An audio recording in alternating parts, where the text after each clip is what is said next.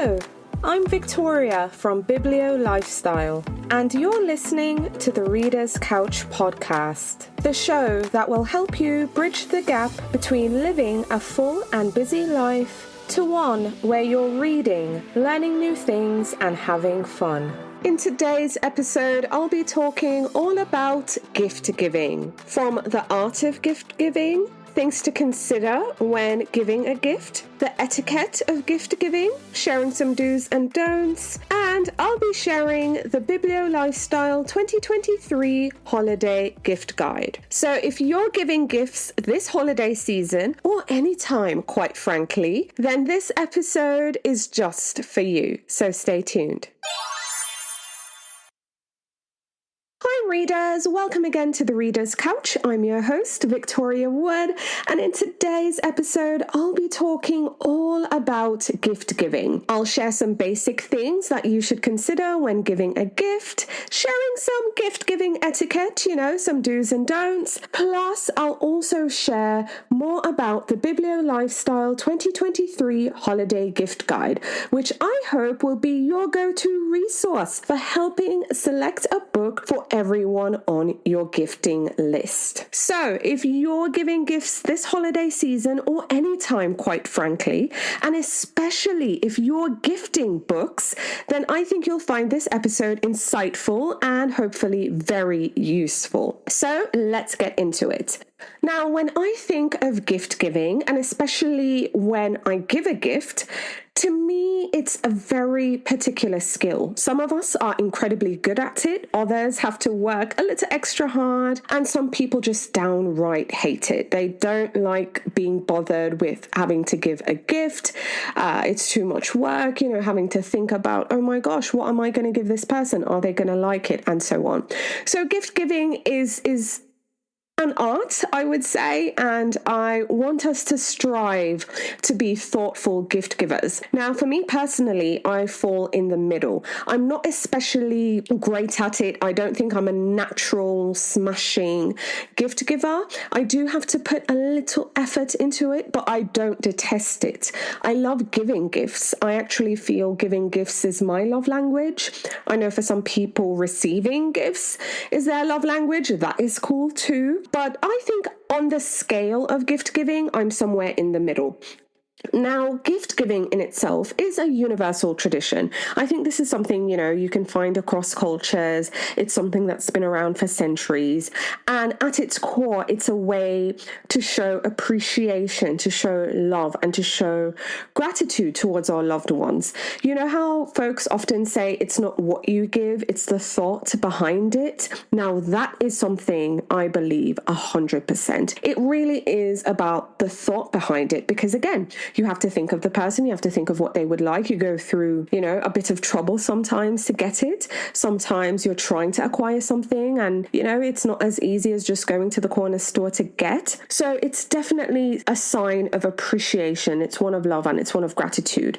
But again, I understand selecting the perfect gift for each person on your list, especially during the holiday seasons when you're shopping for multiple people, because it's different when it's a birthday where you just have a one-off and it's not just everyone all at once.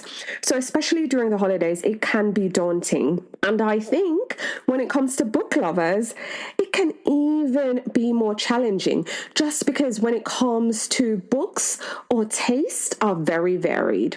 And each reader, they have their specific taste in what they love. So I think it can be challenging, but fear not, I do have some tips and tricks on how you can choose the perfect book for every bookworm in your life. Because I think no matter what you're giving this holiday season, a book should be a part of that. I think it's a great add-on, a great add-on gift idea.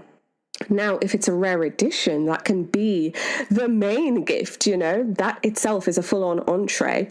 But I think no matter what you're giving, always gift a book. I do that personally. I'm always gifting a book just because of my childhood and just the way I was raised.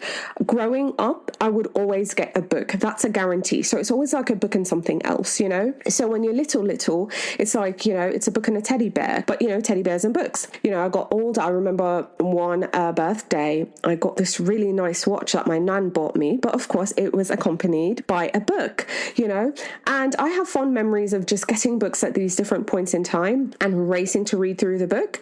And of course, really loving and appreciating the other gift as well. So for me, a book and is always a no-brainer. So whatever the and is, that's up to you, but I highly encourage gifting a book.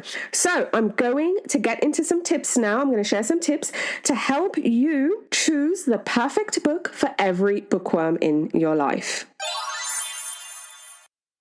Okay, so I have 3 tips to help you choose the perfect book for every bookworm in your life. Now, the first tip, and I think this is really important, is that you should consider their interest, because the key to choosing the perfect book is to consider who your recipient is and what are they interested in. You know, is your recipient a history buff? Do they love romance? Are they obsessed with true crime? Have they recently started a crafting hobby? Are they a gardener? Are they always trying new recipes, making cocktails when you come round? You know, are they experimental in that way? Also, are they music fans? Are they sports buffs? You know, whatever it is, that's what you really have to think about. Focus on their interest, because when you understand their interest, it will help you narrow down your options and help guide you towards the perfect book. So tip number 1, consider their interest. Okay, tip number 2 is knowing their reading preferences. So if you're shopping for an avid reader, for example, they often have specific reading preferences. So some may prefer a physical book, others may enjoy an ebook, some might like an audiobook. Some readers may just gravitate to fiction and they don't really care for nonfiction. Others only care for nonfiction and they'll read fiction on occasion.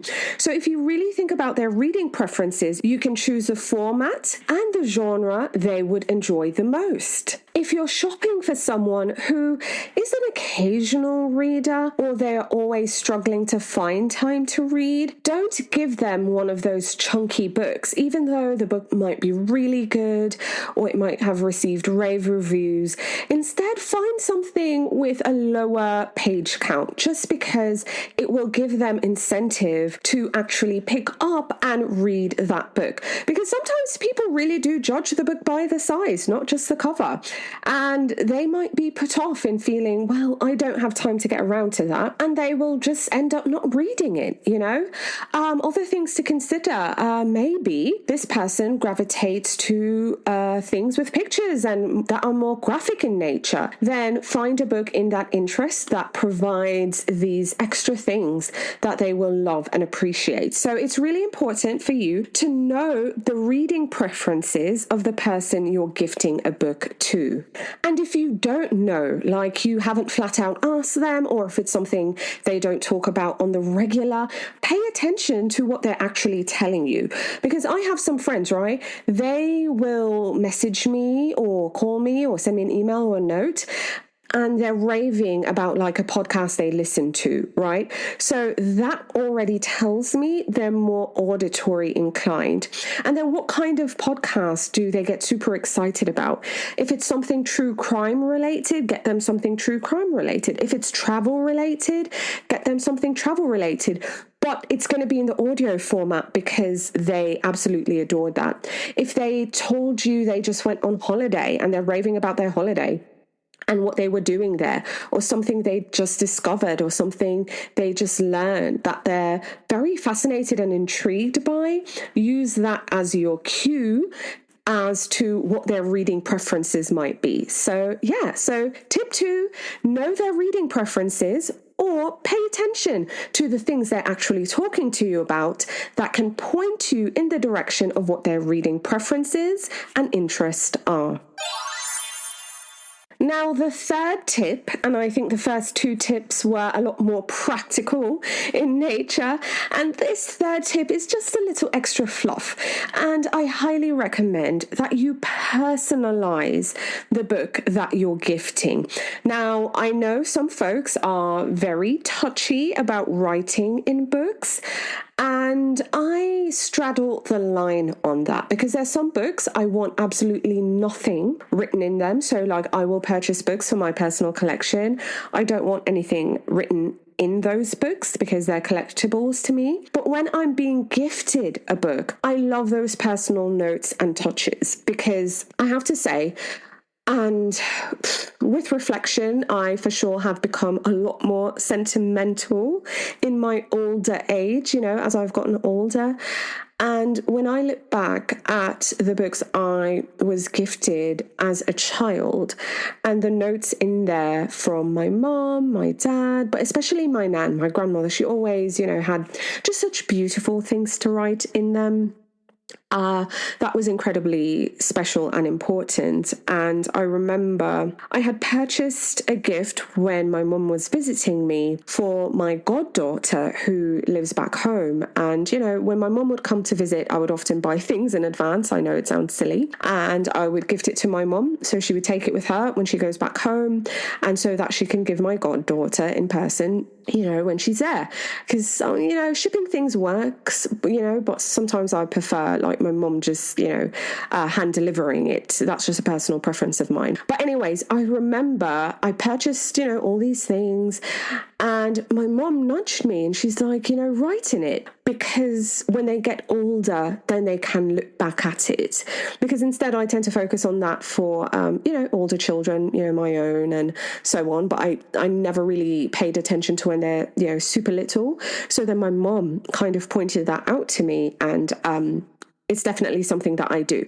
So long story short, I do straddle the line of whether writing in books or not. If you're not of the writing physically in the book kind, so maybe if you're not gifting a child or something like that, maybe consider writing a card, right, that you insert in the book, because also that card can be a very helpful bookmark, because that's another thing.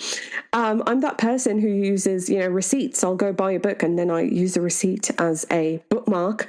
But that card itself, consider writing a note and inserting it in the book if you don't want to physically write the book, because I think this personal touch to the gift can really elevate the book, it elevates its significance. If you want as something additional, so say you're writing in the physical book, maybe a beautifully designed bookmark, maybe with a quote that means something either to you or the recipient, or is a nod to the story inside, I think these thoughtful touches really demonstrate the effort and care that you've put into the gift, making it even more meaningful and special. And I promise you, it will be cherished by the recipient. Alrighty, readers. So really quick, those are the 3 tips and tricks on how to help you choose a perfect book for every bookworm in your life. Tip 1, remember, consider their interest. 2, know their reading preferences. And if you don't know it by heart, pay attention to the things they're talking to you about, because it can point you in the direction of what would be a good fit for them. And the third thing, and this is just, just something extra special, I highly recommend that you personalize it. So whether writing in the book or writing a note, including a bookmark or just a special quote, I really think it can help to elevate the actual gift itself. Okay, so now I want to get into gift-giving etiquette. Just a couple do's and don'ts, nothing crazy, because now that we've covered the basics of choosing the book for someone, adding that little extra touch, we should talk about etiquette, don't you think? So here are some do's and don'ts that I recommend that you keep in mind when giving books as gift. So do's, I'm going to go through the do's first, and then we'll go through the don'ts. So do, consider the recipient's interest, consider their reading preferences and their personality. I think that's incredibly important. You should also, the second do on the list is give a book that you have personally read. Now, I know this might be difficult because you might be saying, well, I don't share the same interest as them. I still think you should spend some time with that book, familiarizing yourself with the book and deciding if that book is a good fit or not. And the third do, include a handwritten note to make the gift more personal. I really think by doing that, it's just, something a little extra, a little special that will just elevate it and make it even more meaningful. Okay, so now for the don'ts. And the first don't, and I kind of said it, or alluded to it in the do's, is don't give a book that you haven't read and don't give something you know nothing about. Right? Big no-no. Another no-no is force your own reading preferences onto someone else. So it kind of goes back to what I was saying before. You might read something and it's not a good fit for you. It's not like, 5 stars, 10 out of 10, highly recommend. But it might be good for someone else.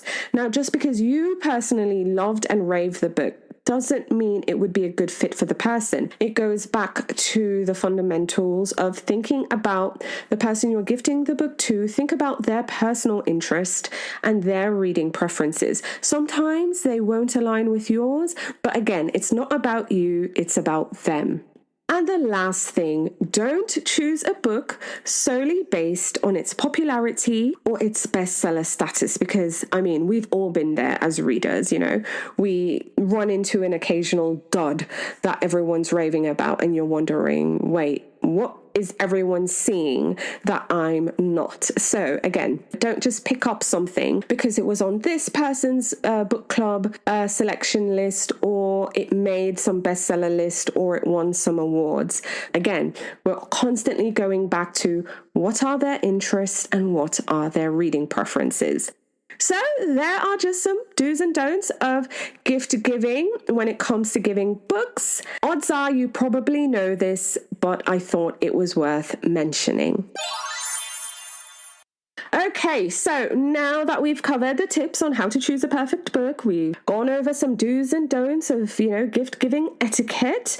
Now I want to talk about the resource that will help you select the right book for all the folks on your list. And that is the BiblioLifestyle 2023 Holiday Gift Guide. Now, this is a bookish gift guide. It's filled with books.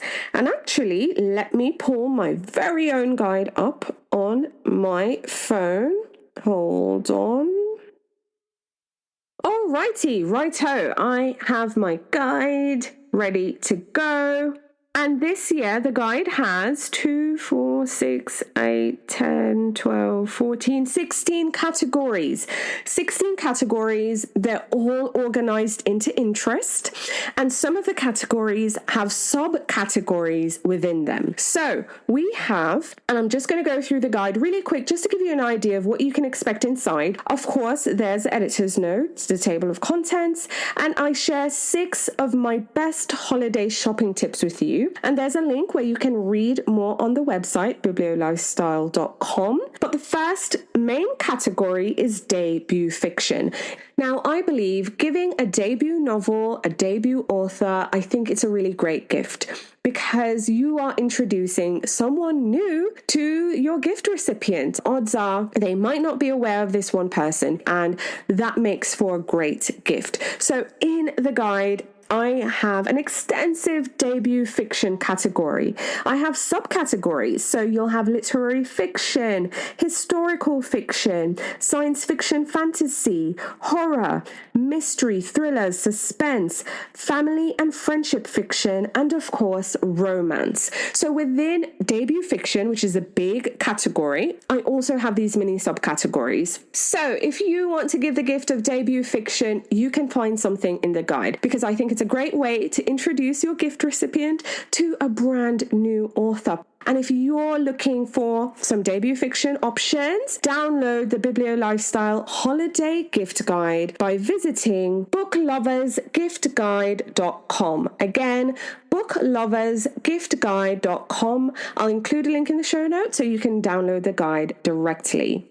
Okay, I also share some products from our winter merch shop, so I guess you could say that's my ad. There's also a 15% off promo code in there as well, so you download the guide, you get the promo code. I also share just some smashingly beautiful editions, and I spotlighted 2 editions from the Folio Society. I love Folio Society books, and I included their new edition of Frankenstein. It's beautifully illustrated by Angela Barrett. And I also shared The Night Before Christmas, which again, beautifully illustrated by Ella Beach. And what I love about The Night Before Christmas, well, first off, this is the 200th anniversary edition, but the reason I had to have it, it has a glow-in-the-dark slipcase and cover. Yes, I was that person who ran into my bathroom, I closed the door, and I wanted to see the glow-in-the-dark action happening. I could not wait to unwrap this one, and it was just so stunning. So if you're looking for some beautiful new editions, if you're a Frankenstein fan, if you have someone on your list who is a Frankenstein fan, give them the brand new beautifully designed edition from Folio Society, and also The Night Before Christmas. Trust me, you want this edition. The illustrations are absolutely stunning, and again, glow in the dark. Just beautiful, absolutely beautiful.